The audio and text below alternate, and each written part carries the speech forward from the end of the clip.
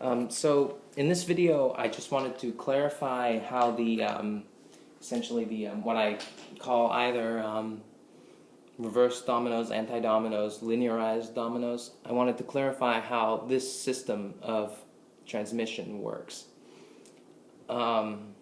They're essentially an alternative to the standard dominoes, which stand on their ends.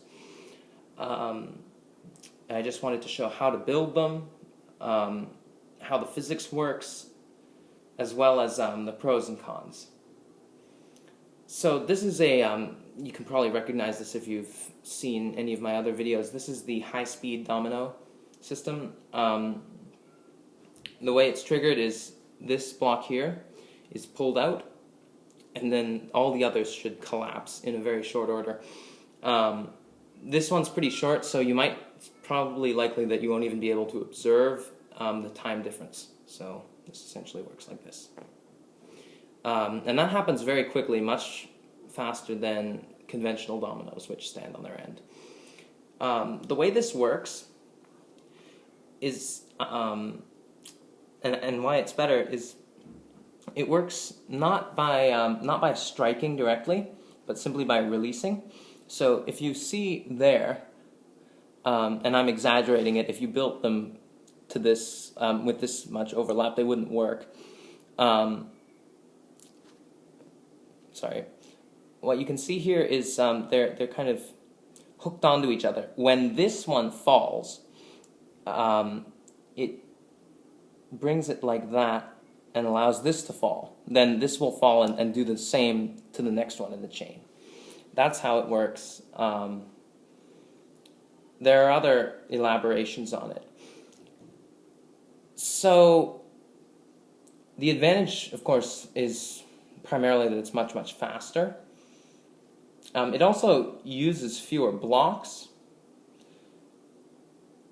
than ordinary dominoes, about half the number of blocks that an equivalent length of ordinary domino chain would consume. The disadvantage is that this cannot turn corners easily, which can be a bit of a problem. And how to solve that problem I will elaborate in other videos. So that's the basics of how these things work. Another interesting advantage is the way that these work only in one way. And to build them, you just do that. Make sure that gap is small, because if it's not small, then it won't work. And the smaller you make that gap, the faster the system will work. If you make it just barely large enough, you'll lose some of that speed difference, and you might as well have used ordinary dominoes. But the speed difference is quite dramatic if you make it just so slight. Of course, if you want to make it as fast as possible, you should make the gap almost indistinguishable. However, if you do that, it becomes rather fragile, and even if you step near it, it can accidentally trigger the chain.